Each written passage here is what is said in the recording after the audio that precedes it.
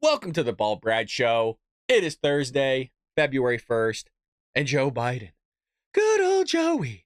The geriatric, the puppet, the child sniffer, the guy that hits a golf ball backwards, falls up a flight of stairs, looks for dead people in the crowd, falls off a bike that is stationary, trips over a cord or a sandbag during a graduation ceremony, fights with his teleprompter, of which is undefeated for the last 3 years now, is still the worst president in American history. Patriots, it's so great to be back with you on this fine Thursday morning. And boy, oh boy, do we have a jam-packed episode for y'all today. I've never said this before. Go grab yourself a cup of coffee because we're in it for the long haul today. This episode is a banger, and it's going to be a long one, folks. We're going to kick it off with yesterday's White House press briefing really quick because it turns out Joe Biden is finally, a year later, going to East Palestine, where the train derailment happened. Here we go. Thanks. I was hoping on East Palestine, why did the administration decide that things have, I guess, coalesced and it's now the time for President Biden to go? So the mayor and community leaders invited the president to meet with East Palestine residents and also assess the recovery progress that's been going on for some time now, as you all know. And so the president had always said that he would go when it is most helpful to the community. And with this invitation, obviously, very recent, and the current. Wouldn't it have been most helpful when the thing actually happened? Wouldn't that have been the time to go, not a year later? Status of the recovery, we felt that the time was right. Again, we got an invitation from the mayor and community leaders to come, and very, very recently. And so we are working with them to figure out the best time to do that in February. And there isn't a date yet? There's no date yet, but obviously we're working with community leaders, we're working with the mayor, elected officials to find the exact time and day to go in February. And can you just... Yeah, we're basically trying to figure out when Joe Biden's going to be awake. Like, we really only have 2.5 hours to deal with here. We're not going to say that publicly, but we got to fit it in between his nap time and his nap time. Where, the mayor has made some reported comments that seem less than inviting to President Biden to come, while praising former President Trump as actually having more impact on helping the situation, getting the ball moving as things have happened. Does the mayor, one, want President Biden to come? And two, why is from what you're saying, that he's inviting him? Yeah, he is. I'm assuming he wants him to come if he's inviting him. Why is he also at the same time? Have you guys gotten a sense? And does it matter to President Biden that he's at one end, he's sort of, dunking on him while also calling him to come and visit, from what you're saying? So look, the invite came from the mayor, and so you guys are probably confused by that kind of last statement of, well, why would he invite Joe Biden if he's also dumping on him at the same time? Well, we have the clip of that mayor dumping on that dude, which is exactly what was being brought up in that White House press briefing. And something I want to add that we're not going to show the clip on, Philip Wegman asked her in the same briefing if when Joe Biden goes to East Palestine, will he drink the water? She wouldn't answer the question. Of course he's not going to drink the water. But it's okay that everybody else there drinks the water. It's mind-blowing. So here's Fox News with the mayor kind of just ripping into Joe. Here we go. The statement about this possibly happened. The president is always welcome to our town, he said. That being said, I don't know what he would do here now. We're going on a year and nothing from the White House. The best time for him to come would be February of 2025 when he's on his book tour. Kelly Saberi of Fox Business caught up. I don't know what's funnier, the comment or the fact that he thinks Joe Biden can write a book. After the news today. Take a listen. I wrote a letter to him about a month ago saying that, I think he needed to come. And I was gracious in the letter. I think he needs to see what's going on here. Do you still stand by that comment about the book tour? I 100% stand by the comment about the book tour. I think that's the best time for him personally is, his Joe Biden. That's the best time for Joe Biden to come. I think the best time for him to come would have been whenever this happened. The mayor making his feelings clear. You know, about 4 weeks ago. Correct. That was when the best time was to go. When bleep was hitting the fan. When bleep was hitting the fan. When that was happening. But we all know why Joe didn't go. We all know why Joe didn't go. He couldn't crawl out of bed, you guys. They couldn't get him into his chairlift is what the problem was. So you had Donald Trump go, though. Trump was there. You have it right here. Mr. 45 was there wearing his hat, baby. Where's the problem? Where can I help? Where can I give you the resources? But Joe wasn't there. Joe still hasn't been there. East Palestine small business owner goes off on Joe Biden after announcing sudden trip 1 year later after toxic train derailment. He didn't show up to the greatest catastrophe of 2023, and now he's going to show up because it's an election year. You're damn right, bro. But the Democrats don't get it. The Democrats don't see the manipulation here, the foozery from the Biden administration.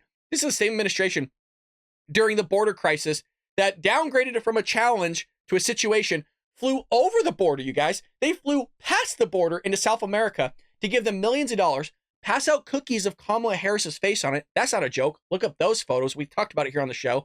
And also to try to figure out the root causes of this mass migration into our country. And then Joe Biden, months later, lands in El Paso. All the migrants clear out. Thousands of migrants in the streets. Green Jean-Pierre, it's just a coincidence. Somehow they all got up and left, took their stuff with them, by the way, and sweep the asphalt and took all the caca off the ground. Somehow they cleaned up their own shit, both metaphorically and literally. So here we have the clip here, this business owner losing his ish, and rightfully so. Have awakened to realize that the leader of our country did not show up to the greatest catastrophe of 2023. And now he's going to show up because it is an election year. And Correct. Obviously the polls show that President Trump came and supported us when he didn't have to. And I think we saw right through it from the beginning. And not to make it political, because I will support any president that serves our country, because otherwise it's like, again, I've said on your program before, it's like rooting against your favorite team's quarterback just to see the backup. It's a scenario where we know what he's doing. The American people see it. And now it's, hey, we have to go visit East Palestine because we haven't done that yet. Correct. Because you haven't done it in a year. Correct, DJ. And he brings up a great point here, is that we see through all the BS.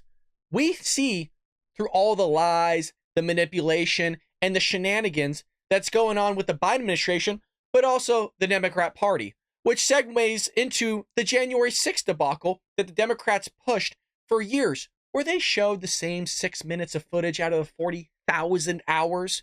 They kept showing the same exact clips, so much so that when Tucker Carlson got the 40,000 hours of footage, it showed the timestamps of where Democrats actually looked at the footage, but didn't want to release that to the public. They had a narrative to push that January 6th was an insurrection. It was the worst day in American history, worse than Pearl Harbor and D-Day and all these other things, which is insane within itself that they would conflate the two.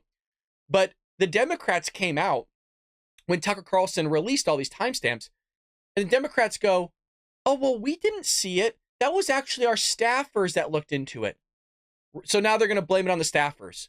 So there's a lot of cover-ups going on here. And one of the major ones was regarding the pipe bomb cover-up that we talked about, I think, in last week's episode or the week before.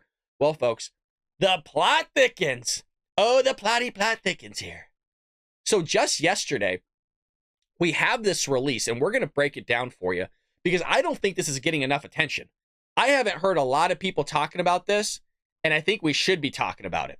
So I'm going to do a little backtracking here, fill in the gaps of what took place, and then the new revelations that have been revealed here, because it's head spinning. Oh boy, does the plot thicken. Like I said, folks, if you haven't grabbed your cup of coffee, pause the video because we are in it for the long haul today. We got like 30 minutes alone, maybe more, of actual video today on stuff. Not just this, but we got the hearing on the social media. We got all sorts of stuff for you today. It's a long episode, baby. So Revolver News, years-long groundbreaking coverage of the January 6th pipe bomb story has finally reached escape velocity with the help of a remarkable and damning video, which we've already watched, released on account of Congressman Massey's heroic and persistent efforts. We encourage readers not fully caught up on the January 6th pipe bomb hoax to consult our latest and definitive pipe bomb piece here, which we will go through. We also have a video on it, as the damning video in question depicting the discovery of the DNC pipe bomb we refer to as Darren Beatty's detailed and mega viral Twitter thread below, which was viewed 12 million times. And so if you recall, the video here was showing in the van within itself, and maybe we can actually pull it up. We're not going to watch the video, but in the van, you have Secret Service there, and I'm blocking it. So in the black vehicle, you have Secret Service sitting there for Kamala Harris. Kamala Harris is the VP-elect that for some reason was in that building, which she shouldn't have been at that time. Next to the black SUV, which again is the Secret Service for Kamala Harris, you have the Capitol Police, I believe, or just the Metro Police. There's basically the local police department sitting right there. To the right of our screen is a gentleman walking up and telling the police, bro, there's a pipe bomb right there. Totally casual about it. He will end up walking around and talking to the other side of the local police, telling them there's a pipe bomb. Secret Service is there. There's people walking across the street in front of the pipe bomb. There's people standing there. There's cars driving by. You're going to see children going right by it as well. When all this takes place, they already knew the pipe bomb was there. So you have this taking place. Then they lollygag around and all those other things. And again, the question remains, one, why were people lollygagging? Why were they taking their sweet old time? Why were they allowing pedestrians to cross the street right there, including children? What was Kamala Harris doing there? And also, what was said to these police officers for them to lollygag and take their sweet ass time kind of going after this pipe bomb? Some of these questions get answered today through this article, folks. Oh boy, we get it for you, baby. So the most striking feature here of the footage, again, depicting the discovery of the DNC bomb, is the utter nonchalance of the Secret Service officials, Metro PD officials, so I was right, and the Capitol Police officers upon learning of the proximity of the bomb. The Metro PD officers didn't even bother getting out of their vehicle for about a minute after becoming informed of the bomb and proceeded to stand around in the most lackadaisical fashion imaginable once getting out of the vehicle. Folks, you're talking minutes knowing there's a pipe bomb right there. Most flagrantly, the video depicts a group of children, which I mentioned, who are allowed to cross the street towards the bomb and walk within feet. Secret Service agents standing around without care in the world. This leads us to ask, how do we explain the utter indifference of the Secret Service to their own safety and to the safety of their protectoree, which is Kamala Harris, the VP-elect, a passerby, including a group of freaking children? The indifference overwhelmingly suggests Kamala Harris' Secret Service detail knew that the DNC pipe bomb didn't pose a threat. But this just raised the most damning question. How would they have known that this recently discovered DNC pipe bomb was a dud?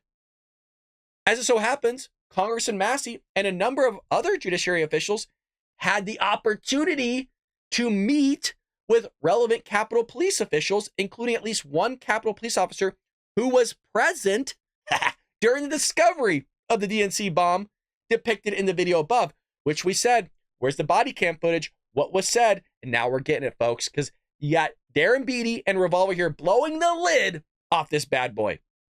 When asked, so we're right here, when asked about the obvious and burning question as to why Secret Service officials, as well as the Capitol Police officers on scene, were so utterly unconcerned with the recently discovered bomb just feet away from their proximity, the Capitol Police responded that they and the Secret Service officials on the scene reacted with utter indifference in order to, get this, not cause panic. Screw panic. There's a bomb with children. I get, hey, you know what? You don't want to take basically into account your own safety, which I think is crazy. But what about the safety for your partners? And what about the safety of the citizens, the people, the children that are in the area? How about that for one? Think about this. The Secret Service was notified of the presence of an explosive device within feet of themselves, the Vice President-elect Kamala Harris, whom they supposed to protect, and children and other passerbyers. And we're supposed to believe that the officials did nothing because they didn't want to cause a panic? It's so wild. If you believe that, we got a bridge in Brooklyn or a Fedsurrection in DC to sell you, folks. I love that part. That's one of the greatest parts right here. A Fedsurrection, which gets brought up here, by the way. We got January 6th stuff in this as well. There's another major question, though, surrounding the discovery of the DNC bomb, and that is the timing of it all. For a full detailed breakdown of how basically improbable, the timing of the discovery and the DNC and the RNC bomb. Remember, there's 2 pipe bombs. They want us to consult our definitive pipe bomb piece, but we're not going to do that because we got a summary right here of the facts, baby. So at the time of the DNC pipe bomb, which was discovered at 1:05 p.m., it had been sitting out fairly conspicuously, like just right out there in the open, undiscovered, for 17 hours. It was planted the evening before, we're told, around 8 p.m., because we got the footage of the guy actually planting the thing.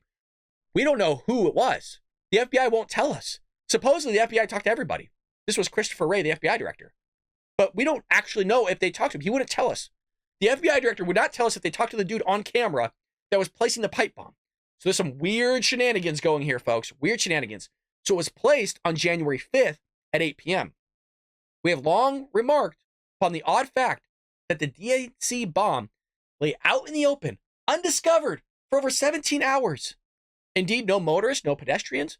On a high-foot traffic day where the bomb was planted, folks, there were scooters out front. People were sitting on the bench already. There was a cup, meaning somebody was eating there. I mean, this was, again, a lot of people, a high-trafficked area. And we're supposed to believe that no shenanigans is going on. And, of course, the Secret Service of the United States managed to miss the DNC pipe bomb in their sweep of the area. The very same Secret Service that acted with such nonchalance upon being informed of the presence of the DNC bomb, to the point that it's clear that whatever reason they knew in advance that it was an inert and benign, meaning it was a dud, it wasn't real. This is wild. If you saw the photo of it, you guys, it was just laying out in the open. I mean, it was one of those cliches. Like, if you looked at it, you wouldn't be like, maybe it's just a piece of plumbing, or maybe it's just something. No, it was clear as day, like the cliche type of bomb that you would see like in movies. Furthermore, when the DNC bomb was discovered at 1:05 p.m., this was scarcely after the first pipe bomb was discovered behind a trash can in the back alley of the Capitol Hill Club at 12:40 by a random pedestrian called Carlin Younger. Younger reported the bomb to a Capitol Hill Club security official. Check this out. This is wild. Incidentally, who was a veteran of Capitol Police, and the Capitol Police began responding to this first bomb at 12:50. This is 15 minutes before the freaking DNC one was discovered.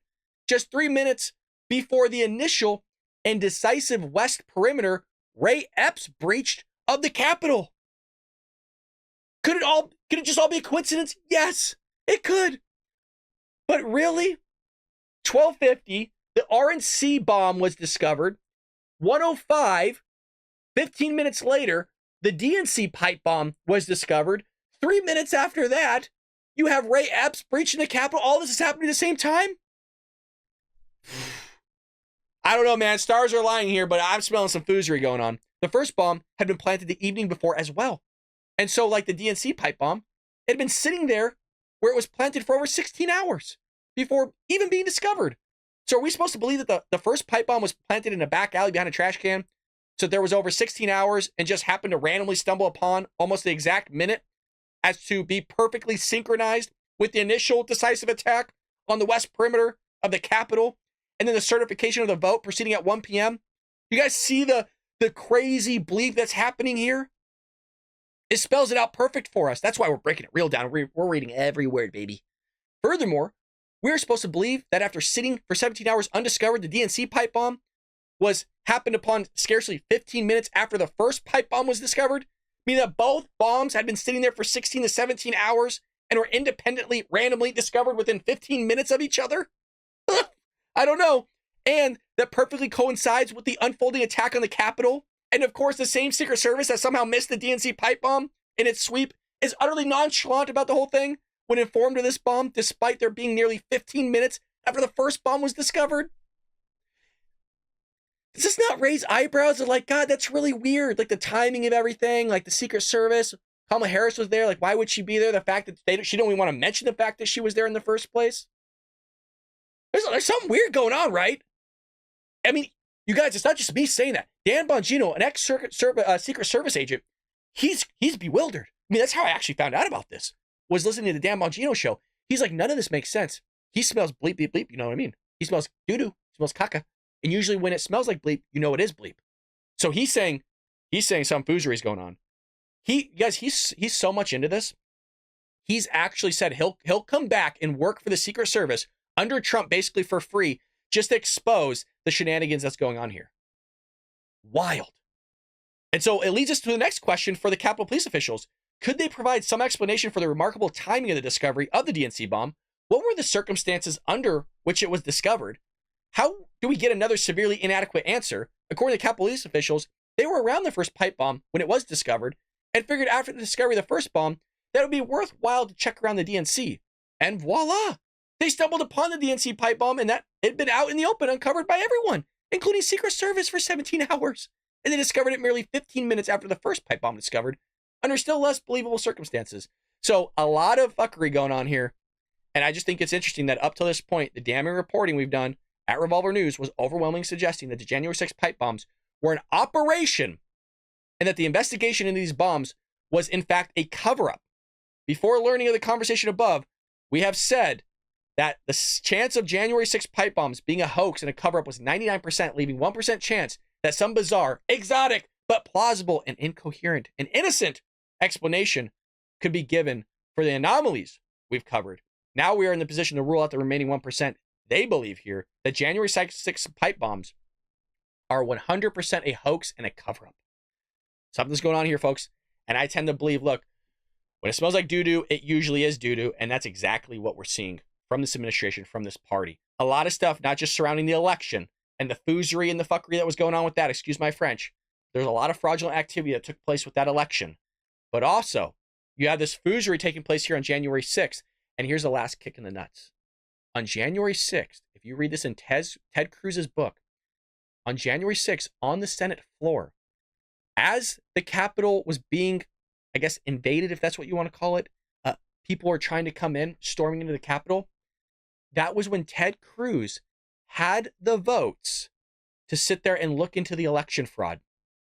Let that one sink in, because it brings credibility to what we're seeing here. You see all this effery going on.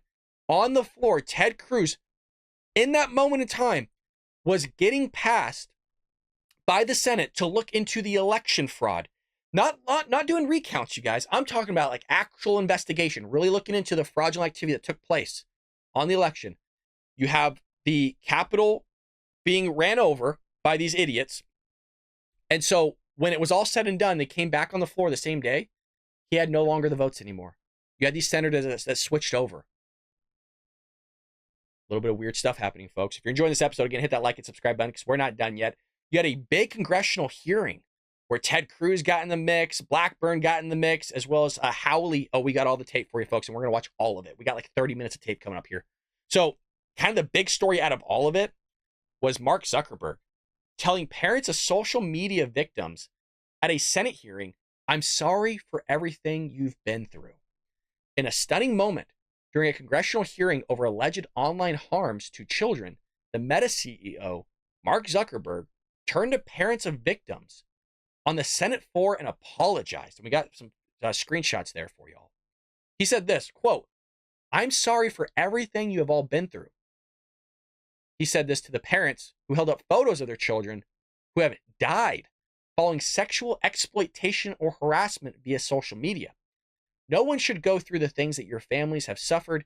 This is why we invest so much, and we are going to continue doing industry-wide efforts to make sure no one has to go through the things your families had to suffer. I'm not so sure. This has been going on for a long time. You also had the Snap Inc. CEO, I think his name is Evan Spiegel, offered similar condolences to families and parents whose children were able to access illegal drugs on Snapchat. Parents of more than 60 teenagers filed lawsuits in late 2023 against Snap for allegedly facilitating their children's acquisitions of drugs that were being used and used in their overdoses, which is terrible to think about. And this is kind of why you have Florida, who just passed this bill through their House to ban social media for anybody that's ages 16 or under. And I actually do think it's a good move. Not just from they're clearly not capable of managing social media in the ways that adults are, and I'm not saying even adults are perfect with it, but also just the brain development, the problems that are happening with social media and the addiction, the dopamine rush, all these things are because of social media. So it says here, "I'm so sorry that we have not been able to prevent these tragedies. We work very hard to block all search terms related to drugs on our platform. Zuckerberg and Spiegel were among 5 executives, and we'll see the other ones in a moment, being grilled. And grilled is an understatement. I mean, these congressmen and women just went after them. So they went after them in a hearing titled Big Tech and the Online Child Sexual Exploitation Crisis. The hearing was called to examine and investigate the plague of online child sexual exploitation.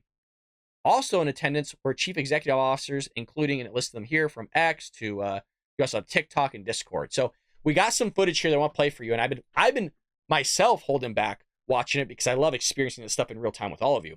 We got Tom Cotton,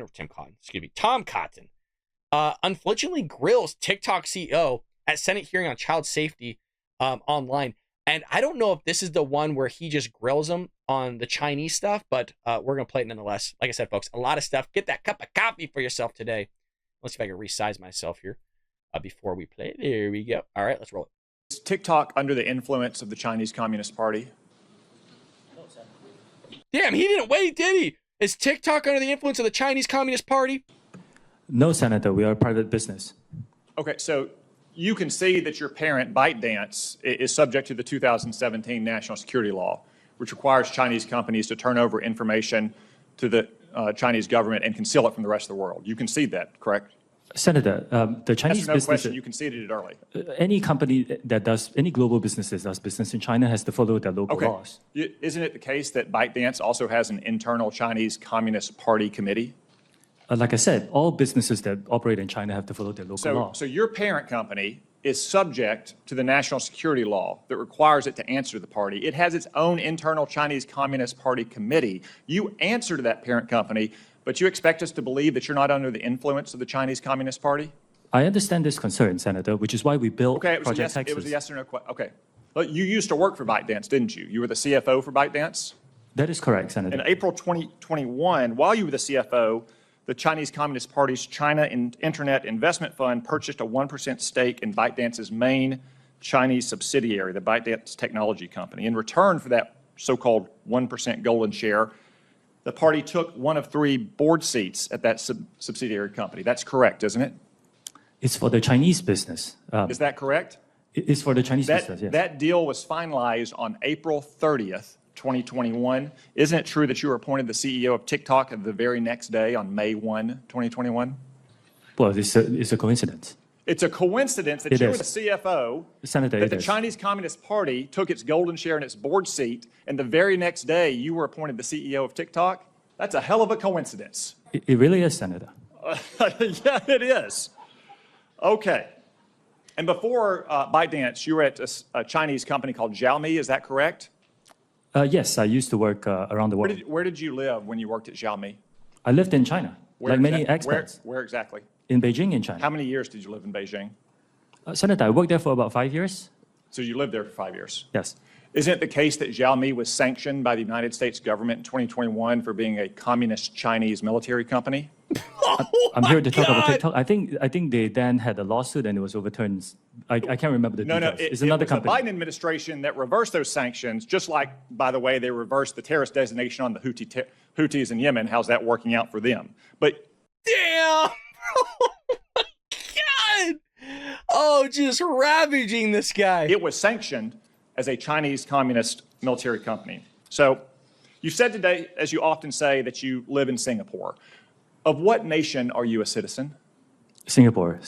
Are you a citizen of any other nation? No, Senator. Have you ever applied for Chinese citizenship? Senator, I served my nation in Singapore. No, I did not. Do you have a Singaporean passport? Yes, and I served my military for two and a half years in Singapore. Do you have any other passports from any other nations? No, Senator. Your wife is an American citizen. Your children are American citizens. That's correct. Have you ever applied for American citizenship? No, not yet. Okay. That's weird. Look, I don't have any evidence to say this guy is working for the Chinese, right? But I will say it's really weird all the connections this guy has to the Chinese Communist Party, the businesses that are in China, but also your wife is American, your kids are Americans, but you haven't made the effort yourself to become an American citizen. Like, does anybody else find that a little odd? I just didn't get around to it. Oh, okay. And all this stuff's going on with China utilizing TikTok for information and kind of look into stuff to the point where government officials aren't even allowed to have TikTok on their phones. I don't know. Have you ever been a member of the Chinese Communist Party? Senator, I'm Singaporean. No. Have you ever been associated or affiliated with the Chinese Communist Party? No, Senator. Again, I'm Okay. Singaporean. Let me ask you some hopefully simple questions. You said earlier, in response to a question, that what happened at Tiananmen Square in June of 1989 was a massive protest. Did anything else happen in Tiananmen Square? Yes, I think it's well documented. There was a massacre. There was the indiscriminate slaughter of hundreds or thousands of Chinese citizens. Do you agree with the Trump administration and the Biden administration that the Chinese government is committing genocide against the Uyghur people? Senator, I've said this before. I think it's really important that anyone who cares about this topic or any topic can freely express themselves on TikTok. It's a very simple He's not answering the question. What the fuck? question that unites both parties in our country and governments around the world. Is the Chinese government committing genocide against the Uyghur people? Senator, anyone, including, you can come into Yes, sir. TikTok Yes, and sir. talk Yes, about sir. this topic I'm asking you, or yes any or no. topic that You are a matters to you. worldly, cosmopolitan, well-educated man who's expressed many opinions on many topics. Is the Chinese government committing genocide against the Uyghur people? Actually, Senator, I talk mainly about my company, and I'm here to talk sir. about what Yes or TikTok no? does. Yes or no? You're here, you're here to give testimony that's truthful and honest and complete. Let me ask you this. Joe Biden last year said that Xi Jinping was a dictator. Do you agree with Joe Biden? Is Xi Jinping a dictator? Senator, I'm not going to comment on any world leaders. Why won't you answer these very simple questions? Senator, it's not appropriate for you me as a scared? businessman to comment on world leaders. Are you scared that you'll lose your job if you say anything negative about the Chinese Communist Party? I disagree that. You will Are you find scared content you'll that be is critical of arrested China on our and disappear platform. the next time you go on? If you disagree with it, then why won't you answer the question, man? You were so willing. I'm not part of the Chinese Communist Party. Tiananmen Square. Massacre, all these things. Why all of a sudden, when the Uyghurs are brought up, you're not willing to answer the question? Really weird, right? I don't know. Shady stuff here, Are you folks. scared that you'll be arrested and disappear the next time you go to mainland China? Senator, you will find content that's critical of China and any All other right. country freely on TikTok. Okay. Let's turn to what TikTok, a tool of the Chinese Communist Party, is doing to America's youth. Does the name Mason Edens ring a bell? Senator, you may have to give me more specifics if you don't mind. Yeah, he was a 16-year-old Arkansan. After a breakup in 2022, he went on your platform and searched for things like inspirational quotes and positive affirmations. Instead, he was served up numerous videos glamorizing suicide until he killed himself by gun. What about the name Chase Nazca? Does that ring a bell? Would you mind giving me more details, please? He was a 16-year-old who saw more than 1,000 videos on your platform about violence and suicide until he took his own life by stepping in front of a plane or train. Are you aware that his parents, Dean and Michelle, are suing TikTok and ByteDance for pushing their son to take his own life? Yes, I'm aware of that. Okay. Finally, Mr. I didn't know this, you guys. That's crazy. I mean, that is some wild stuff. Chu, has the Federal Trade Commission sued TikTok during the Biden administration? Senator, I cannot talk about whether there's any Are ongoing... you currently being sued by the Federal Trade Commission? Senator, I cannot talk about any potential lawsuits. I didn't say whether they happen or potential, not. actual. Are you being sued by the Federal Trade Commission? Senator, I think I've given you my answer. I The cannot answer talk is about. no. Ms. Yacarino's company is being sued, I believe. Mr. Zuckerberg's company is being sued, I believe. Yet TikTok, the agent of the Chinese Communist Party, is not being sued by the Biden administration. Are you familiar? Interesting how it gets brought up that basically the Biden administration kind of got rid of that flubbery before, talking about the company that was with the military of the Chinese Communist Party. And it builds credibility and kind of a little bit of credence with the idea of our speculation that the Bidens have, a lot of, I don't know how you call it, allegedly peddling money from China into their bank accounts, into James Biden's bank account, into Hunter Biden's bank account, into Joe Biden's bank account. I mean, we've seen the receipts. We have to see allegedly, folks, for a reason. I'm sure you can understand. But it's a little bit interesting here how the Bidens keep getting brought up with all this stuff and how lax Biden's been on China because, I don't know, maybe China has a lot of dirt on the Bidens. Interesting how, you don't hear much about Ukraine that kind of stole $40 million of corrupted Ukrainian officials that was supposed to be spent towards military aid. I think a lot of that might be according because they got a lot on Joe Biden as well. Ukraine, a lot of corruption. China, a lot of corruption. Romania, a lot of corruption. Iran, you're giving $6 to $10 billion, all the while they're still attacking us. Biden is not being harsh on them. Interesting. There's a common theme here. You guys see the common theme here with the Biden family. Interesting. We're with the name Christina Kafara. You may have to give me more details. Christina Kafara was a paid advisor to ByteDance, your communist-influenced parent company. She was then hired by the Biden FTC to advise on how to sue Mr. Zuckerberg's company. Is that another fuckery coincidence? Huh, interesting. It's all coincidence, you guys. It's just like we saw with the DNC and the RNC pipe bomb in correlation with the January 6th attacks, all happening in the span of 18-minute time frame. Interesting. All the while the vote was going on with Ted Cruz. It's kind of the same thing. It's just all coincidence, you guys. Joe Biden flies to El Paso. No migrants found, even though there was thousands upon thousands in the streets with tents, bedding, all this stuff, all cleaned up within 24 hours. Just a coincidence, you guys. Interesting.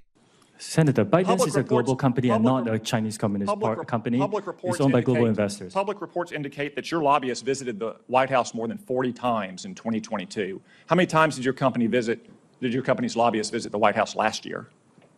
I don't know that, Senator. Are you aware that the Biden campaign and the Democratic National Committee is on your platform? They have TikTok accounts? Senator, we encourage people to come on Which, to by create the way, organic, authentic content. they won't let their staffers use their personal phones. They give them separate phones that they only use TikTok on. We encourage everyone to join, including yourself, Senator. So all these companies are being sued by the FTC. You're not.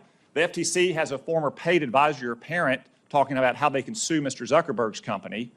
Joe Biden's reelection campaign, the Democratic National Committee, is on your platform. Let me ask you, have you or anyone else at TikTok communicated with or coordinated with the Biden administration, the Biden campaign, or the Democratic National Committee to influence the flow of information on your platform? We work with any creators who want to use our campaign. It's all the same process that we have. So what we have here, we have a company that's a tool of the Chinese Communist Party that is poisoning the minds of America's children, in some cases driving them to suicide, and that at best the Biden administration is taking a pass on, at worst maybe in collaboration with. Thank you, Mr. Chu. Wow.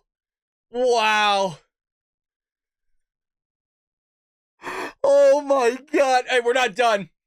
We're not done. You holy lordy. We got Howley forcing Zuckerberg to apologize, as we mentioned. We got the clips. We got the footage, baby. Let's roll. Let me start with you. Did I hear you say in your opening statement that there's no link between mental health and social media use? Senator, what I said is I think it's important to look at the science. I know people widely talk about this as if that is something that's already been proven. And I think that the bulk of the scientific evidence does not support that. Well, really, let me just remind you of some of the science from your own company. Instagram studied the effect of your platform on teenagers. Let me just read you some quotes from the Wall Street Journal's report on this. Company researchers found that Instagram is harmful for a sizable percentage of teenagers, most notably teenage girls. Here's a quote from your own study. Quote, "We make body image issues worse for 1 in 3 teen girls." Here's another quote. "Teens blamed Instagram," this is your study, "for increases in the rate of anxiety and depression. This reaction was unprompted and consistent across all groups." That's your study.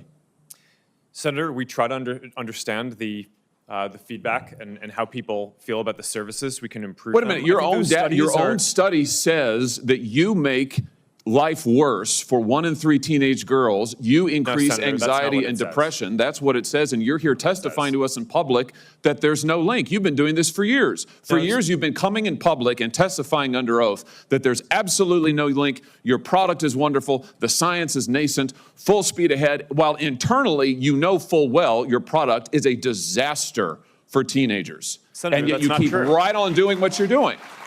Right? That's not true. That's not true. Let me show you some other facts I know that you're familiar with. Wait a minute. That's not a question. That's not a question. Those are facts, Mr. Zuckerberg. That's not a question. Those aren't facts. Let me show you some more facts. Here's some information from a whistleblower who came before the Senate, testified under oath in public. He worked for you. He's a senior executive. Here's what he showed he found when he studied your products. So, for example, this is girls between the ages of 13 and 15 years old. 37% of them reported that they had been exposed to nudity on the platform unwanted in the last 7 days. 24% said that they had experienced unwanted sexual advances they'd been propositioned in the last 7 days. 17% said they had encountered self-harm content pushed at them in the last 7 days. Now, I know you're familiar with these stats because he sent you an email where he lined it all out. I mean, we've got a copy of it right here. Oh my God. It just gets better. Zuckerberg, well, that's not inflicting harm. You know, it's really great for teenagers. Hallie just eviscerates him. And then he's like, yeah, you know about these, right? Well, they're in an email. Oh my God. My question is, who did you fire for this? Do you notice that Republicans are just really good at this? I mean, you got Ted Cruz sitting right next to the man. Just eviscerating libs, Democrats, right? You know, Mark Zuckerberg's a Democrat. Don't tell me that he's a freaking Republican. Give me a break. I don't see this type of stuff. I just don't see this great content coming out of Democrats' mouths. And I watch a lot of this stuff. We're the best. We're the best. Who got fired because of that? Senator, we study all of this because it's important and we want to improve our service. Well, you just told me And I a think second ago that you studied it, but that there was no linkage. Who did Senator, you fire? Yeah, I said you mischaracterized. 37% of teenage girls between 13 and 15 were exposed to unwanted nudity in a week on Instagram. You knew about it. Who did you fire? Senator, this is why we're building all Who these did you different fire? tools. Senator, I don't think that's. Who did you fire? I'm not going to. Nobody. You see the same thing with the Democrat Party and the Biden administration. All the effery that's going on, nobody gets fired. Name one. Name me somebody that's been fired. This goes back to the Obama administration. Utilizing the IRS to go after political opponents. Using the IRS to go after conservative Republicans specifically. Nobody gets fired for anything. That's why this stuff happens. You can't name a damn person because nobody's been fired. If anything, you do a terrible job on the Democrat side of the aisle, you get elevated. Well, what's an example, Brad? Kamala Harris, Adam Schiff, Nancy Pelosi, Ilhan Omar, Rashida Tlaib, Cori Bush. I mean, should I keep going down the list of Democrats that suck? That Gavin Newsom wants to run for president? There's another one just pulling this off the top of my head. Lori Lightfoot, finally she got out, but they just replaced her with another lefty. Brandon Johnson. Answer that. Because you didn't fire anybody, right? Nope. You didn't take any Senator, significant I don't think action. it's appropriate to talk about like It's not individual appropriate. HR decisions. Do you know who's sitting behind you? You've got families from across the nation whose children are either severely harmed or gone, and you don't think it's appropriate to talk about steps that you took? The fact that you didn't fire a single person? Let me ask you this. Have you compensated any of the victims? Sorry? Have you compensated any of the victims? These girls, have you compensated them? I don't believe so. Why not? Don't you think they deserve some compensation for what your platform has done? Help Senator, with counseling services? Help with dealing with the issues that your services caused? Our job is to make sure that we build tools to help keep people safe. Are you across going our to compensate platform. them? Senator, our job and what we take seriously is making sure that we build industry-leading tools to find harmful To content, make money. take it off the services, To make money. and to build tools that empower parents. So you that didn't help take working any people. action. You didn't That's take not any true, action. Senator. You didn't fire anybody. You haven't not true. compensated a That's single not- victim. that's Let not me what I ask you said. this. Let me ask you this. There's families of victims here today. Have you apologized to the victims? Would you like to do so now? Well- They're here. You're on national television. Would you like now to apologize to the victims who have been harmed by your product? Show them the pictures. Would you like to apologize for what you've done to these good people? Damn. So he's apologizing right now. It's hard to hear through this, but we already read his apology. So now you're actually seeing the footage of it. And this picture and video is just going mainstream. To make sure that no one has to go through the types of things that your families have had to suffer. I'm trying to see if anybody's flipping him off. You know, why, Mr. Zuckerberg, why should your company not be sued for this? Why is it that you can claim, you hide behind a liability shield, you can't be held accountable? Shouldn't you be held accountable personally? Will you take personal responsibility? Senator, I think I've already answered this. I mean, these Well, are try serious us again. issues. Will you take personal responsibility? Senator, I view my job and the job of our company as building the best tools that we can. So he's not going to take it personal, folks. He's not going to do any sort of GoFundMe or anything for these families. You know, I mean, it's terrible with what's happening with social media with our youth. And they think 16-year-olds, I did a poll, they think 16-year-olds should be able to utilize social media. Even though, you know, quite honestly, after doing all the research, I've done a lot of reading on this now, I don't think they're capable of actually utilizing social media for the sense of just socializing, doing it appropriately. I think there's a lot of inappropriate things happen. I think there's a lot of influencing that's happening, negative, and, you know, things that are good, but mostly negative out there. You don't, like, all of us got around without cell phones. All of us got around just fine with socializing with people without technology. Does it make it easier? Absolutely. But we all did it. Hell, a lot of us had pen pals back in the day where you wrote a letter to somebody that was all the way across the country with a physical pen. Your life was just fine. Just fine. People have been doing it for thousands of years. You don't need social media because clearly it's leading to some terrible things. The attention span is that of a gnat by a lot of these teenagers. They know it, they're aware of it, but yet because this addiction to their phone, to social media, is so insane. I mean, it has educational effects, it has our social fabric effects, it has a philosophical effects, life or death effects. It gets worse here, folks. It gets worse. So there was an applause that broke out during Marsha Blackburn's relentless grilling of Zuckerberg, and we all love Marsha, man. She goes hard in the paint, so here we go. Senator from Tennessee. Thank you, Mr. Chairman. Thank you to each of you for coming. And I know some of you had to be subpoenaed to get here, but we do appreciate that you all are here. Mr. Chu, I want to come to you first. We've heard that you're looking at putting a headquarters in Nashville and likewise in Silicon Valley and Seattle. And what you're going to find probably is that the welcome mat is not going to be rolled out for you in Nashville like it would be in California. There are a lot of people in Tennessee that are very concerned about the way TikTok is. Because their head's on straight. Why? Because they're conservative Republicans. Is basically building dossiers on our kids, the way they are building those on their virtual you. And also that information is held in China, in Beijing, as you responded to Senator Blumenthal and I last year in reference to that question. And we also know that a major music label yesterday said they were pulling all of their content off your site because of your issues on payment, on artificial intelligence, and because of the negative impact on our kids' mental health. So we will see how that progresses. Mr. Zuckerberg, I want to come to you. We have just had, Senator Blumenthal and I, of course, have had some internal documents and emails that have come our way. One of the things that really concerned me is that you referred to your young users in terms of their lifetime value of being roughly $270 per teenager. And each of you should be looking at these kids. Their T-shirts they're wearing today say, "I'm worth more than $270. We've got some standing up in those T-shirts. Now, and some of the children from our state, some of the children, the parents that we have worked with, just to think whether it is Becca Schmidt, David Malak, Sarah. The sad thing is, you guys, she's talking about the children. She's talking to a bunch of people that with their mouth, they say about children, but with their actions, the complete opposite. She's talking to people that probably align with the Democrat Party that are trying to indoctrinate your kids in the school system. They don't care about your children. Are you kidding me? They're just another piece of money.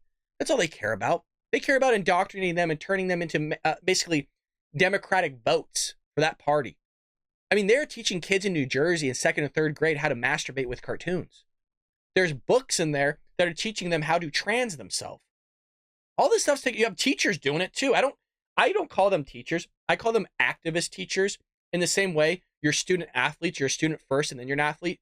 I say activist teachers for a reason, because they're an activist first, and then they're a teacher. Like, I do this show, but I'm a teacher. I'm not a teacher activist. I'm not a teacher Republican. I'm just a teacher. Does that make sense? Like, everything else doesn't get portrayed in the classroom. It's separated. This is different. My professional life is different than what I do here on the show, as it should be, because I'm not there to raise your kids. I'm there to teach them math. That's it. I'm not there to inculcate values in them. I'm not there to indoctrinate them. I'm not there to change their thinking. They should go out and receive the thinking that you want to bestow upon them, but also that they should go out and find those answers themselves through research. You shouldn't be able to go to a library and learn how to masturbate and put in butt plugs at your local school library. It's insane. These people don't give one bleep about your children. Flat. Annalise showed. Would you say that life is only worth $270? What could possibly lead you? I mean, I listened to that. I know you're a dad. I'm a mom. I'm a grandmom. And how could you possibly even have that thought? It is astounding to me. And I think this is one of the reasons that states, 42 states, are now suing you because of features that they consider to be addictive, that you are pushing forward. And in the emails that we've got from 2021 that go from August to November, there is the staff plan that is being discussed. And Antigone Davis, Nick Clegg, Sheryl Sandberg, Chris Cox, Alex Schultz, Adam Masseri are all on this chain of emails on the well-being plan. And then we get to one. Nick did email Mark for emphasis to emphasize his support for the package, but it sounds like it lost out to various other pressures and priorities. See, this is what bothers us. Children are not your priority. Children are your product. Isn't that what I just said? Isn't that what I just said? I just didn't say it as political as she did. Nice job, Marcia. Children you see as a way to make money. And children, protecting children in this virtual space, you made a conscious decision. Even though Nick Clegg and others were going through the process of saying, this is what we do. These documents are really illuminating, and it just shows me. So she goes on, and you know, look, it wasn't as good as I thought it would be. So we're going to bring you the man, the myth, the legend, baby, Ted Cruz unleashing on Mark Zuckerberg as well. I mean, Zuckerberg was the punching bag for this hearing. Let's go. It is a very powerful tool. But we're here because every parent I know, and I think every parent in America, is terrified about the garbage that is directed at our kids. I have 2 teenagers at home, and the phones they have are portals to predators, to viciousness, to bullying, to self-harm. Correct. And each of your companies could do a lot more to prevent it. Mr. Zuckerberg, in June of 2023, the Wall Street Journal reported that Instagram's recommendation systems were actively connecting pedophiles to accounts that were advertising the sale of child sexual abuse material. In many cases, those accounts appeared to be run by underage children themselves, often using code words and emojis to advertise illicit material. In other cases, the accounts included indicia that the victim was being sex trafficked. Now, I know that Instagram has a team that works to prevent the abuse and exploitation of children online. But what was particularly concerning about the Wall Street Journal expose was the degree to which Instagram's own algorithm was promoting the discoverability of victims for pedophiles seeking child abuse material. In other words, this material wasn't just living on the dark corners of Instagram. Instagram was helping pedophiles find it by promoting graphic hashtags, including hashtag pedwhore and hashtag preteen sex, to potential buyers. Instagram also displayed the following warning screen. to individuals who were searching for child abuse material. These results may contain images of child sexual abuse. And then you gave users two choices. Get resources. What the actual F? Is anybody blown away right now? This is why we show all of it, you guys. This is why we don't just show you the highlights. I think Ted Cruz deserves, 5 minutes of our time here on an important issue? These results may contain images of child sexual abuse. Hey, you want to see it anyway? Oh, my God. Or see results anyway. Mr. Zuckerberg, what the hell were you thinking? Correct. All right, Senator. The basic science behind that is that when people are searching for something that... Well, Senator, the beep, bop, boop, boop, basic science of it all. There's no human being in this. I mean, that's why people make the joke about this guy that he's like a robot or an alien. The science behind the can be do. Like, shut up, man. Just give us an honest answer here. That is problematic. It's often helpful to, rather than just blocking it, to help direct them towards something that that could be helpful for getting them to get help. In what, I understand, get resources. In what sane universe is there a link for see results anyway? Well, because we might be wrong. We try to trigger this warning, or we tried to, when we think that there's any chance that the results. Okay, you might be wrong. Let me ask you, how many times was this warning screen displayed? I don't know, but the you don't know. Why don't you know? I don't know the answer to that off the top of my head. But well, you know what, Mr. Zuckerberg? It's interesting you say you don't know it off the top of your head, because I asked it in June of 2023 in an oversight letter, and your company refused to answer. Will you commit right now to... I told you. We're the best. We're the best. Ted Cruz is freaking great. In 5 days, answering this question for this committee.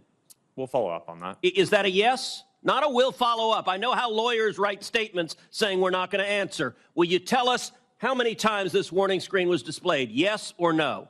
Senator, I'll personally look into it. I'm not sure if we have. Okay, so you're refusing to answer that. Let me ask you this. How many times did an Instagram user who got this warning that you're seeing images of child sexual abuse, how many times did that user click on see results anyway? I want to see that. Senator, I'm not sure if we stored that, but I'll personally look into this and we'll follow up after. And what follow-up did Instagram do when you have a potential pedophile clicking on, I'd like to see child porn? What did you do next when that happened? Senator, I think that an important piece of context here is that any context that we think is child sexual Mr. Zuckerberg, abuse, that's called a question. What did you do next when someone clicked, you may be getting child sexual abuse images, and they click see results anyway? What was your next step? You said you might be wrong. Did anyone examine, was it in fact child sexual abuse material? Did anyone report that user? Did anyone go and try to protect that child? What did you do next? Senator, we take down anything that we think is sexual abuse material on the service, and we do. Did anyone? Clearly not. Clearly not. Verify whether it was in fact child sexual abuse material? Senator, I don't know if every single search result we're following up on, but did you report the people who wanted it? Senator, do you want me to answer your question? Yeah, I want you to answer the question I'm asking. Did you report the people who click see results anyway? That's probably one of the factors that we use in reporting. And in general, I mean, we've reported more people and done more reports like this to NCMEC, the National Center of Missing and Exploited Children, than any other company in the industry. We proactively go out of our way across our services. Isn't that kind of speaking volumes, though, to the idea of just how bad social media is? The fact you're like, well, we've done this more than any other company. Well, if you are doing it more than any other company, it's also happening in other companies. Isn't that building credibility on the idea that social media is harmful to our youth? Anybody under the age of 18, and hell, I'd say anybody up to the age of 25, because that's when your frontal lobe finally fully develops between 25 and 28. So what I mean by that is you're not able to actually rationalize the damage that social media is doing to yourself because your brain isn't actually fully developed yet to fully comprehend that. And what we're seeing is the brain development is actually changing due to social media, due to technology, due to everything that's being provided to our youth that parents are giving them. It's in some cases actually delaying adolescence. There's a great book by Ben Sass called The Vanishing American Adult. We're seeing this in the education system. There's been talks out there because the human brain development and also just the children nowadays are developing so much slower that they've talked about, I'm not saying it's going to happen, but they talked about extending our education system another 4 years because these people are being progressed into college and they're nowhere near. They're not even the same atmosphere, the same planetary system of where they need to be, not just intellectually, but behavior-wise as well. All this is interwoven into social media, the technology, Instagram, TikTok, all these things. And if somebody's in the classroom, trust me, it is insane. I love the kids. I think they're great. I get along with them really, really well. But that doesn't mean that I can't be honest in the sense of they're struggling. They're struggling understanding material. Their attention span is extremely short. You can see them getting fidgety. You know, they're on their phones even while you're teaching. They're on their iPads while they're teaching, or they're on something while whether it's their phones or they're on something because they can't pay attention. I understand the struggles that they're going through because I'm competing with TikTok, Instagram, and all these things to try to hold on to their attention, and math already is not a fun subject. So I'm not blaming them necessarily. We're in a battle here for the minds of our youth and who we allowing to basically raise our children. It's social media, you guys. It's pedophiles. It's China. It's all these other people. You're not raising your children. You think you are. But if you actually break down how many minutes a day you spend with your child, change that, tenfold, 50-fold to social media, their friends, and other people raising your kids. It ain't you. Well, we're going to deviate away from all of that because we got updates here regarding Houthi terrorist missile came within a few seconds of hitting U.S. warship. Yes, you heard that correctly, you guys. Today's the 31st. Today's February 1st. This happened on January 30th. So anti-ship cruise missile fired by Iranian-backed Houthi terrorists this week reportedly came within a few seconds of hitting a U.S. warship in the Red Sea. On January 30th at approximately 11:30 p.m., Iranian, you heard that correctly, Iranian-backed Houthi militants fired one anti-ship cruise missile from the Houthi-controlled areas of Yemen toward the Red Sea. Houthi, hold on a sec, you guys. Houthi-controlled Yemen, interesting. Why is that not turned to rubble? Why is that area not turned to rubble? Interesting. Who's getting 6 to 10 billion in humanitarian aid? Can somebody let me know? Oh, it's Iran. Okay, gotcha. Who's giving them that money? Oh, it's the Biden administration. And what party is the Biden administration a part of here? Oh, the Democrat Party, because they have your interest, you guys. The Democrat Party has all your interest. All the while, they're allowing this to happen. Ukraine steals $40 million. China gets our oil reserve during COVID. That's supposed to go to our own states when there's a state of emergency elected. But that's that same province that got all those oil or those barrels of oil. Let's see. Oh, Hunter Biden actually had business dealings in that province of China. Oh, that's an interesting one. So it's just interesting how the Biden administration continues to ream us from behind. Hey, before Trump was in office, who was president? Barack Obama, that guy that was supposed to he was going to bring hope to America, but opened up a gateway for the Iranians to get a nuclear warhead, which is why Thomas Sowell said Barack Obama is the worst president in American history. I now think it's Joe Biden. But you guys, other than allowing Iran to get a nuclear warhead, or at least allow them to quicker to get a nuclear warhead, what did he give them? It was on pallets. Donald Trump talked a lot about it. It was pure money. A lot of money and pallets going on a C-47 flying to Iran. I've never seen so much money. Never seen pallets so high stacked full of money. What was that? It was in cash. You're right. Yeah, no, it's cash. It was green. I'm trying to think of the amount. Oh, it was $1 billion. That's what it was. It was $1 billion sent to the Iranians. Cash, not fungible money. How much does Iran spend on terrorism that we know about every year? Anybody what's the figure? It was in pallets. It was green. Obama, a Democrat, sent it to him. It was $1 billion a year. You're correct. Yes. So if Obama gives them $1 billion cash, that cash was most likely used for terrorism. Biden gives them $6 billion in humanitarian aid, of which we've heard it's upwards of $10 billion. They lied to us and said that it was frozen, but it's not. They're actually tapping into it right now. If You shore up $6 billion of a country that spends $1 billion usually a year on terrorism. Isn't that basically giving them $6 billion of cash? Isn't that freeing up money for them to do stuff like this? Don't make me play the 4 more years video. Oh, damn it. Don't you do it. I'm giving you guys two days of a break. 2 days of a break. Don't, I got it. You know I do. 4 more years. 4 more years. They want 4 more years. They want 4 more years of our soldiers dying. They want 4 more years of people wanting to try to wipe us off the face of the earth. They want 4 more years of these people pouring across our borders to harm you and your family. That's what the Democrats want. Don't let them tell you otherwise. That's exactly what they want. What do you mean? Read the comments, you guys. There's always one lib. There's always one Dem in there going, you don't know what you're talking about. You're not educated. Well, you know what? Uneducated or not, I could still see the bullshit and the fuckery that the Democrat Party's doing. So what does it say about you dirty lib and Dem, if you are calling me uneducated and the rest of my followers uneducated, but we could see the stupid crap that the dude that you elected in the office is doing? That says a lot about you being uneducated because you're voting in a dumbass that keeps allowing this shit to happen. And now we got 3 U.S. soldiers dead on top of 2 Navy SEALs because your dude that you voted in office can't have his head on straight and wasn't on straight when you voted for him. You see, folks, these Dems, most of the progressive left type of Dem, not the centrist Dem, we actually really like those. These lefties come in here and try to talk shit on you and I ain't going to allow that to happen. I'm always going to stick up for you. The fact that they're calling you guys out, I don't like. They call me out all they want, but the fact that they're trying to say that we're uneducated, that we're stupid, all these things, fuck them, because it's bullshit. I'm sorry for cussing. I know we got kids in there. I'm sorry. But these guys don't know what they're talking about. They can say all they want. They're the ones that are voting for crime. They're the ones voting for defund police. They're the ones voting for Iran to get $6 billion in humanitarian aid. They're the ones that are going against Israel. They love Hamas. They love the Palestinians and what they're doing to Israelis. That's what they want. They keep voting in people like Rashida Tlaib, Cori Bush, Ilhan Omar. Ilhan Omar just the other day said she put Somalian interest before the U.S. It's her number 1. Oh, okay. Whose party is she a part of? The Democrat Party. Correct. It's just amazing. It's amazing. There's a whole thing about the October 7th attack. Everybody voted. I think it was against it or nay or something like that. Cori Bush and Rashida Tlaib. Oh, it was about immigration. Those that were a part of October 7th attack on the Israelis that massacred a bunch of people, they're 9/11.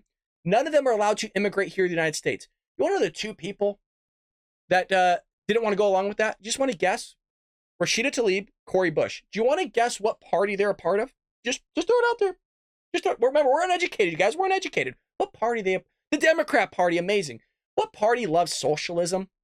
What party votes in people? His name's Sanders, not Colonel Sanders. Looks like it though. I mean, oh, it's Bernie Sanders. Yeah, you're right. Oh yeah, socialism. Yeah, they want to push that in. That's right. But remember, we're the uneducated ones. We're the idiots. What's the party that's allowing 10 million people, including terrorists, sex offenders, drug traffickers, child traffickers, sex traffickers, all these traffickers into our country right now? What party is it, you guys? Oh God, it's the Democrat Party. Gotcha.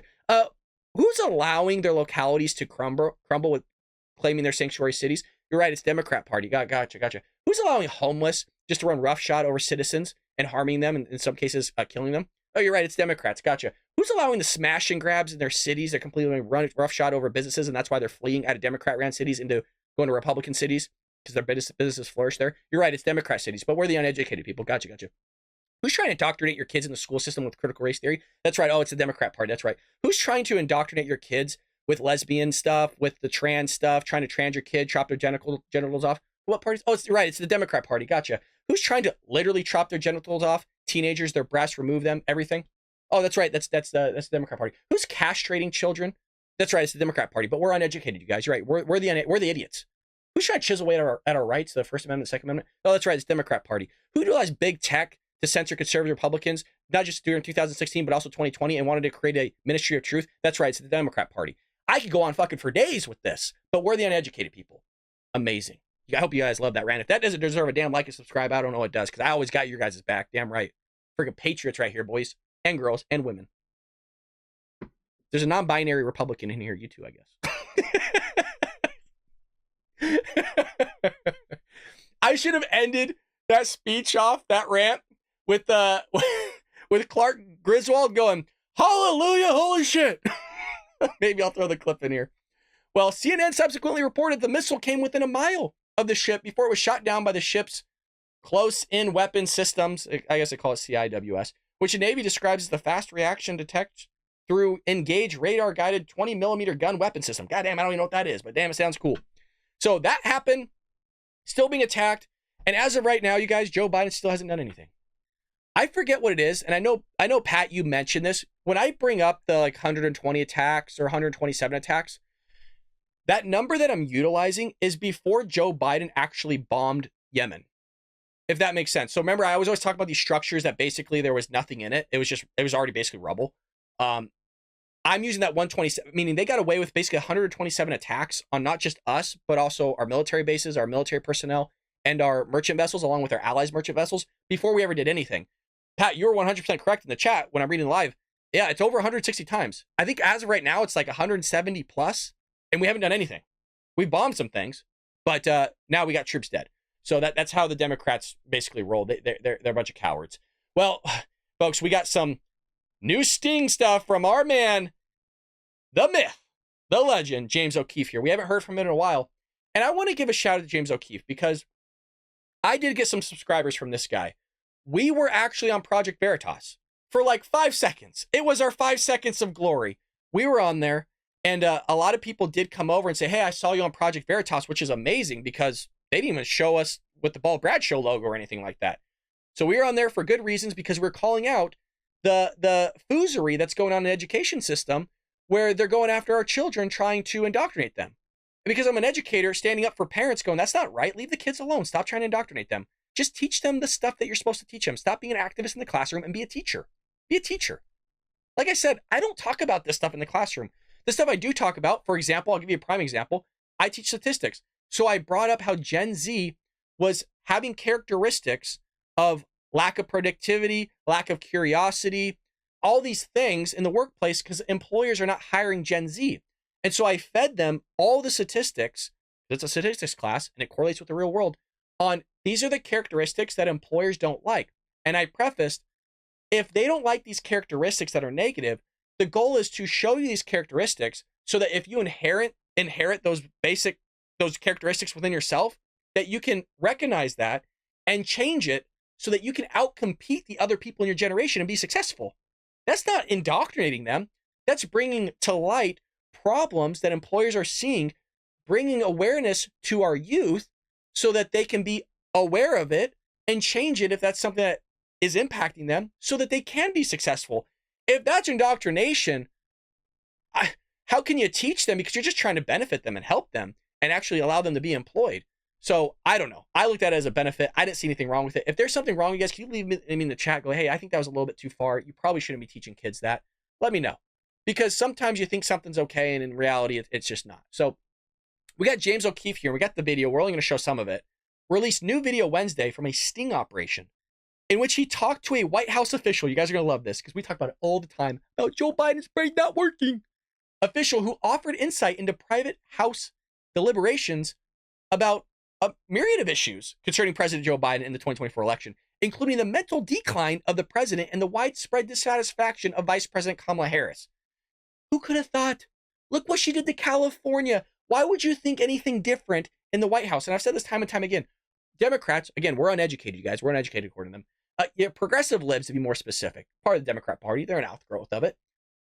You progressive libs that somehow stumble into this show every now and then. What is it about people that destroy your state and your locality being risen to the highest levels of government? And why do you vote for them and you expect some different outcome or result from that very person that you're electing that just got done shitting on your entire locality in your city? Why do you do that? You know what I mean? Like, what is it? Do you like somebody crapping all over you? Do you like getting reamed by these people? That's my question. Clearly, you have Kamala Harris as VP who's running for president. You want Gavin Newsom to rise up. Look what he's done to California. I mean, the list goes on. So the guerrilla journalist said he met with Charlie Krager, a cybersecurity policy analyst and a foreign affairs desk officer in the executive office at the White House earlier this month while undercover with his hair dyed and fake eyeglasses. The two were at a restaurant in Washington, D.C. area with drinks on the table on what appears to have been a premised as a date. So we're only going to play a little bit of this clip here with O'Keefe. And what's amazing is, you guys, you're going to laugh when you see this. when you see his outfit. But how do you not know this is James O'Keefe? Everybody knows who James is. That's James on the right-hand side. It's just James. He put on glasses. It's not like Clark Kent. So here's a little bit of what we got going on here. High up in the government. Yeah, I'm fairly high up. I'm good at keeping secrets, and so I manage 2 federal agencies, the State Department and USAID. So when you say it's like security, like you're protecting the networks of the federal agencies You're that you give all your information to. the mission is to protect Yes. information. And we are like the president's voice when we go into meetings in terms of discussing and promoting the president's priorities. Is he going to be the nominee? Yes. And she will be the vice president nominee. Yeah, I don't.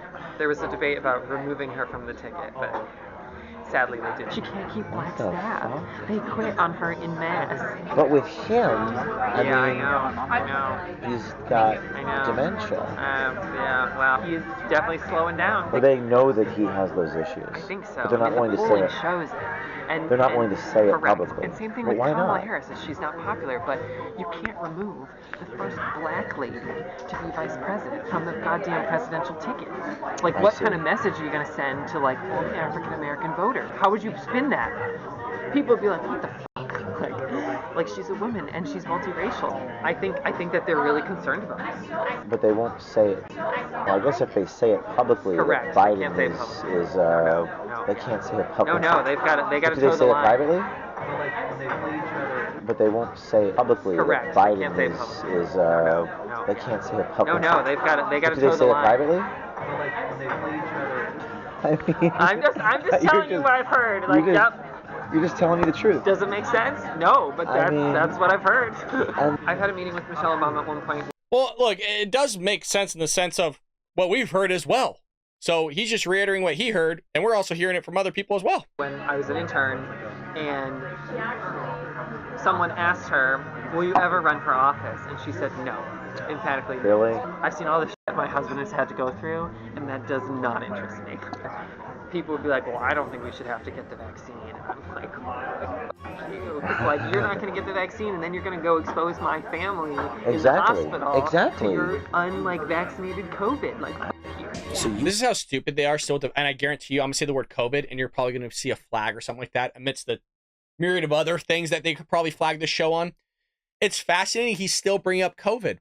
As if you getting the vaccine is going to stop the spread of COVID. These idiots still believe this lie, you guys. These idiots, by the way, they believe in the lie that was initially sold to all of us. We were told if you get the vaccine that you're not going to be able to spread the virus anymore and that you're not going to get it. You're going to be okay, which was lie. They lied to all of us. They lied to all of us. So you have these people still walking around in 2024, 4 years later, still thinking that if you get the vaccine, you're not going to be able to spread COVID anymore. They're idiots. But we're uneducated, you guys. We're the idiots here. You can't make it up. You can't make it up. Well, speaking of idiots, you got Mayor Adams of New York City. Oh, New York PD is going to document the race of people questioned under a new law. And I'll read you that law in just one moment because I didn't know what the hell it was either.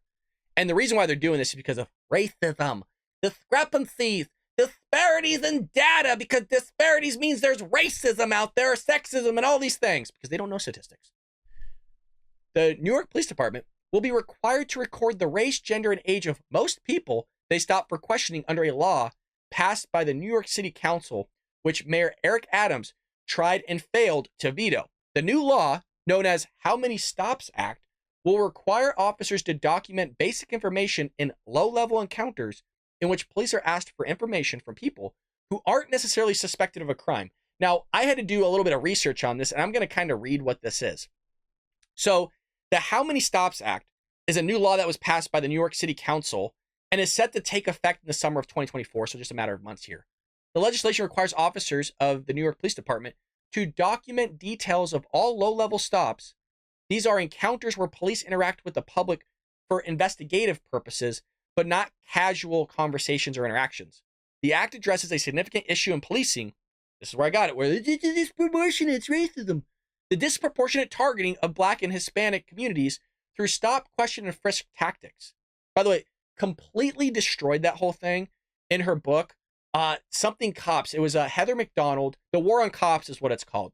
Heather McDonald talks a lot about policing and all the statistics. We also have a great portion of our book about defunding the police, the ramifications of it, and kind of the statistics.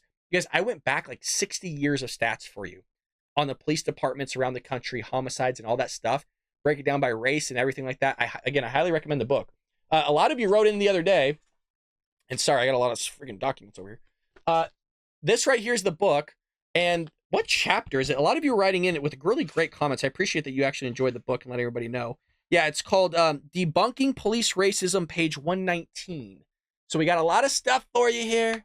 But great, again, great book. Highly recommend it. A lot of you enjoyed it. You said your sons, your daughters all enjoyed it. That makes me feel good, you guys. I spent a lot of time. It took me like a year to write that book, and I published it myself. So thank you so much for your support. I really do appreciate that. We have here again, the act addresses a significant issue in policing, the disproportionate targeting of Black and Hispanic communities through stop, question, and frisk tactics. It mandates a brief digital reporting process for each pedestrian street stop, which is expected to take only 20 to 30 seconds per stop. That ain't gonna happen. This process aims to provide transparency into NYPD practices and helps illuminate the true scope of police contacts interactions. The law is a response to a report by a federal monitor which found that about 97% of people stopped under the NYPD stop and frisk were Black and Hispanic. By requiring officers to report details of low-level stops, the act seeks to address these racial disparities in law enforcement. But that doesn't mean there's a racial disparity. This is basically a way for them to run a survey or some sort of study here to see if basically the NYPD is racist. But there's a lot of people, if this is 97%, there's a lot of people that are in the NYPD that are Black and Hispanics as well. So are you saying that they're racist? Are you saying that they're just going after Blacks and Hispanics as well? Why are they if that's the case? So that's basically what they're doing here. And that's their argument. And so they're basically going to try to find out, hey, why are you stopping this person? What are you questioning them for? Why are you just talking to them? The data will be made public on the police department's website, which you'll be sure we're going to cover it here. We have to. Adam has veto power over bills that cross his desk, but 2/3 majority can override such actions. The 51-member council clearly went for this. We'll see what comes at it. They said this here.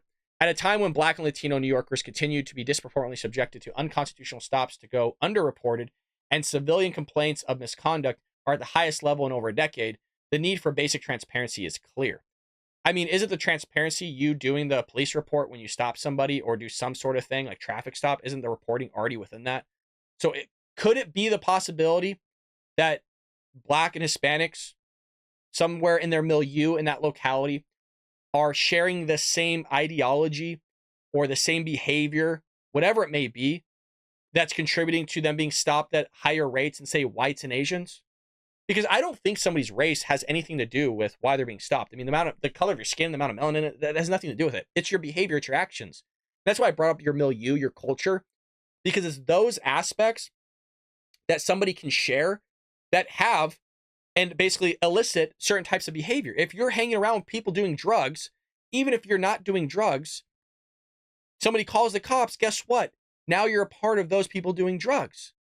Furthermore, you're likely to hang out with the same race. I think you should hang out with all sorts of races, but that tends to be what happens. So if you get somebody called for doing drugs, you're seeing somebody doing drugs, let's say you have one person and 8 people around them aren't doing drugs. Well, now you just basically overrepresented a certain group of people, drug users versus non-drug users, on a stop that was only about one person, but now got lumped in with 8 other people because they're around somebody doing drugs as well. That's just one example. Maybe it's an extreme outlier, but I want to help process kind of this idea of what we're seeing. And it's a little bit silly. It's been disproven time and time again.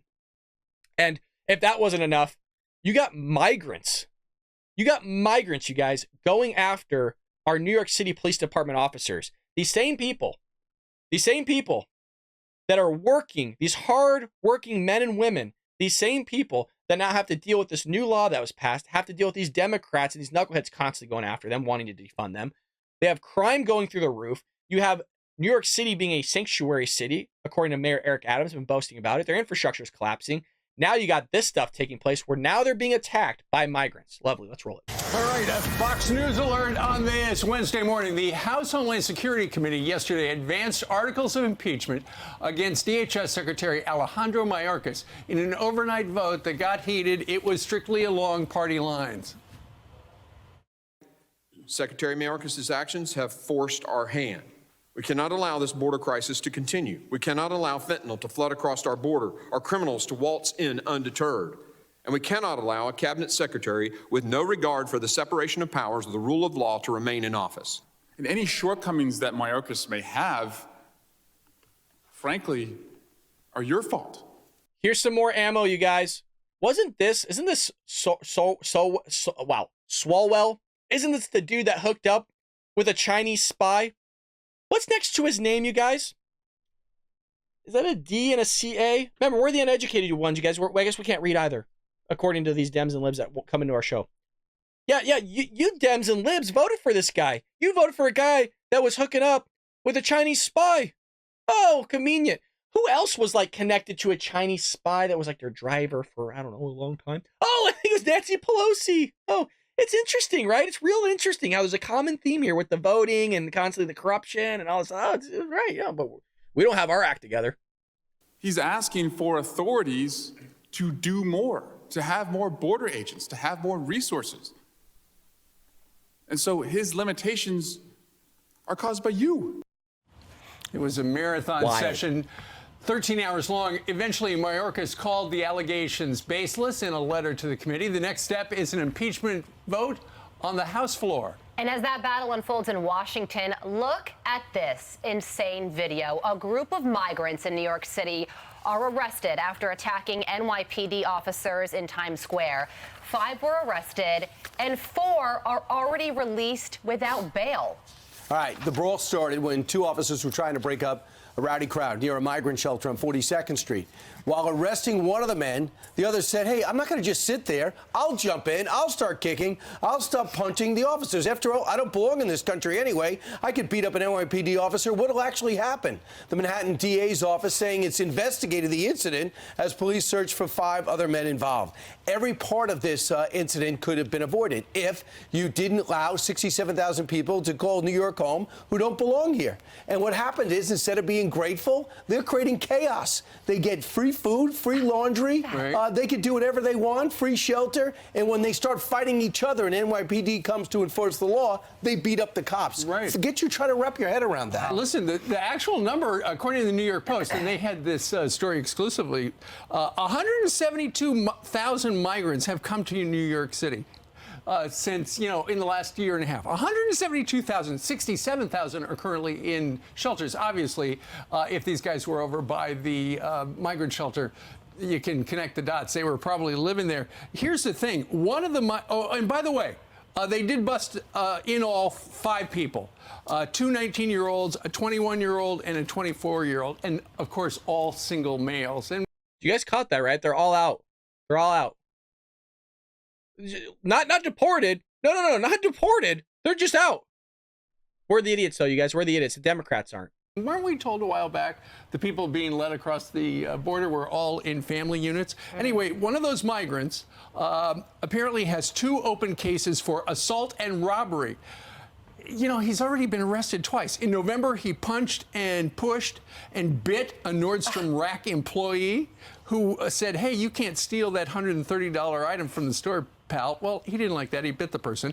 And then in December, he punched with a closed fist a loss prevention officer down at the big Macy's on 34th Street, But they're all here for a good life, you guys. They're here to assimilate into our country. They're beating the crap out of cops. And they're supposed to deal with this crap? I mean, it's bad enough when somebody is already an American citizen doing this to our police officers. But it makes it even worse when you're not even supposed to be here in the first place and you're going to do stuff like this. Joe Biden allows it, you guys. The Democrats keep voting for it because they love this type of stuff. And if that wasn't it, we got undercover footage here. We talked about how our airports are being infiltrated and used as shelters now for illegal immigrants. We talked specifically about Chicago and we talked about Boston. Chicago's, I think it's O'Hare Airport or it's Boston's O'Hare Airport. One or two, but they're happening both. They're happening both in Boston, Chicago. Well, now we got Atlanta. You guys, this video is so wild that in Atlanta, they have military personnel guarding this.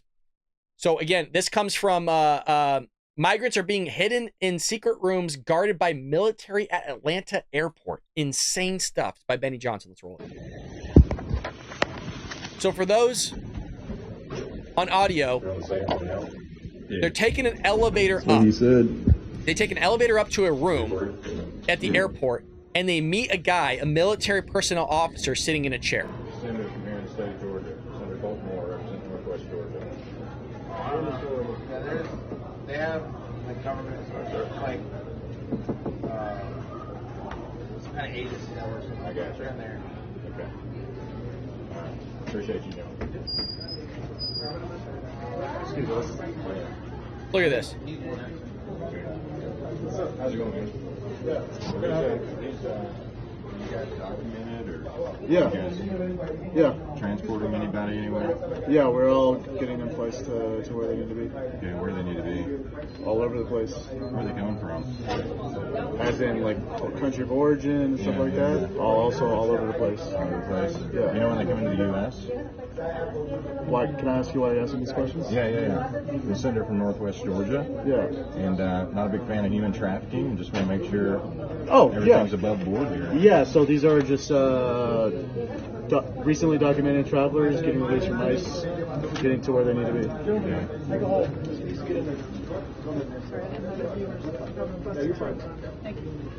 So you're for a company of volunteers. Yeah. Team Liberty.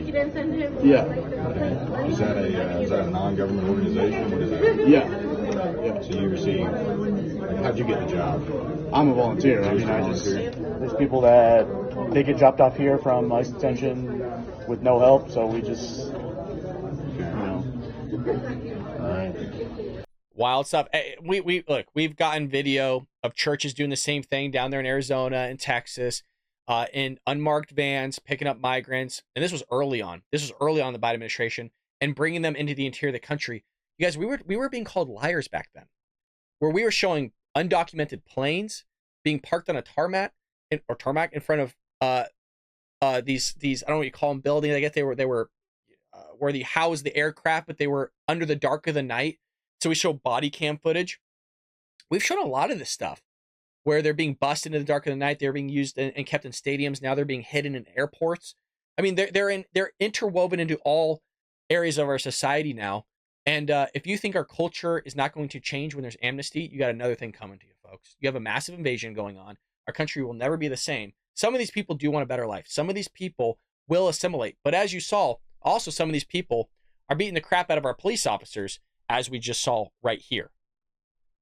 A lot of these people are not here for just a better life. They're here to cause chaos. They're here to cause problems. All of those people should have been deported. Not a single one was. Like you heard, they're just let loose to commit more crimes, to harm more people. And how many people need to sit there and be harmed, hurt, molested, raped, abused, whatever it may be, because the Biden administration, Democrats, want to vote people in the office that allow this type of stuff to happen. So I guess Democrats, in a way, got what's coming to them because they allow it to happen. I don't want that to happen. I don't want this to happen to our police department. I like our boys and women in blue. Both my grandfather and father were cops. So we got a family of cops here. I have a lot of friends that are cops. I don't want to see anything bad happening to them. But if you're a cop right now and you're voting Democrat, I don't know what the hell's wrong with you. I really don't know. Because there's some screw loose if you're still voting Democrat right now. I get the lesser of two evils. Right now, Donald Trump's the man. Donald Trump's, you got to be your pick. I don't know. Unless you want to keep, if you love getting your ass kicked, that's fine. Whatever. If you like people trying to grab your gun, trying to kill you, whatever. Hey, you know what? More power to you, man. You're the one out there on the street, not me. But I back our boys in blue. I back our military. The Democrats ain't going to do it. Folks, that is the show today. Woo! We almost went an hour and 40, baby. And this is our longest episode by far. I hope you guys enjoyed it. I hope you enjoyed hanging out. A lot of hard work here, but you guys are great. Thank you so much for the lovely comments yesterday. I love scrolling through them. If you guys have anything to say at all, even if you want me to answer some questions or whatever, pop them in the comment section. I like all of them. We'll see all of them. Hit that like and subscribe button. Leave us a comment down below. Share this link with your friends and family all over social media. We are growing here. If you want to join us, become a true American patriot today, there's a join tab. Become a member, folks. The perk is you get to hang out with us and you're contributing to getting conservative thought and ideas out there to new viewers. And clearly some of these Dems and Libs need them. They need conservative thought and ideas, folks, because the screws are loose.